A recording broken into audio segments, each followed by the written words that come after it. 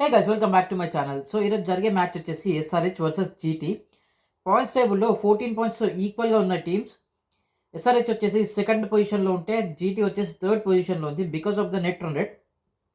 So SRH main బలం వచ్చేసి వాళ్ళ top order Ishan Kishan, Abhishek Sharma, Klaasen and Travis head peak ఫామ్లో ఉన్నారు. అసలు అంటే at any given point of time మంచిగా డెలివరీ చేస్తున్నారు.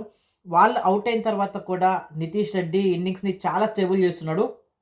అండ్ మెయిన్గా బలం వచ్చేసి రీసెంట్గా పర్ఫామ్ చేసిన అన్ని మ్యాచెస్లో మంచి స్ట్రైక్ రేట్తో నితీష్ రెడ్డి అనేది బ్యాటింగ్ చేశాడు.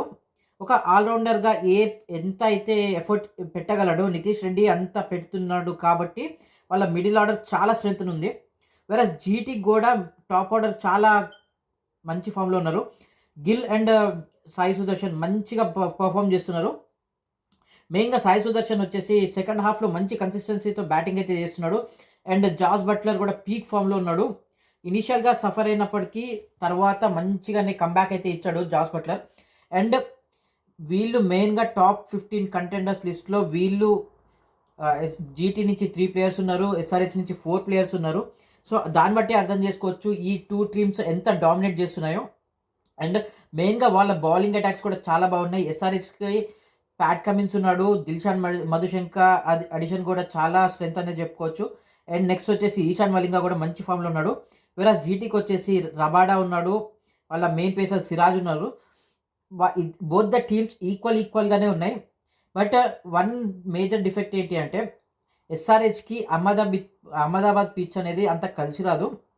సో దాన్ని ఒకటి ఓవర్కమ్ చేసుకోవాలి.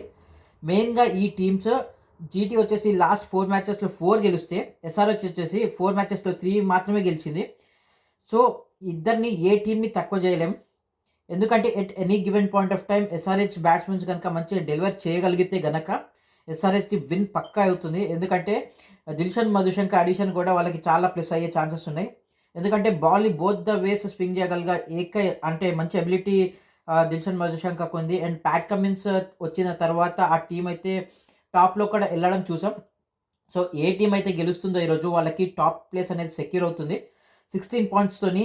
So one of the teams అయితే టాప్ ప్లేస్లోకి వెళ్ళిపోతాయి. ఎందుకంటే ఇప్పుడు ఉన్న టాప్లో ఉన్న త్రీ టీమ్స్ కూడా 14 పాయింట్స్తో ఈక్వల్గా ఉన్నాయి. బట్ నెట్ అనేది మ్యాటర్స్. దానివల్ల ఆర్సీబీ అనేది టాప్ పొజిషన్లో ఉంది. సో ఏ టీం అయితే బెస్ట్గా పర్ఫామ్ చేస్తుందో ఆ టీం గెలుస్తుంది. నా వరకు ఎస్ఆర్హెచ్ అయితే గెలుస్తుంది అనిపిస్తుంది because of the recent performance. మళ్ళీ కలుస్తా. జై హింద్.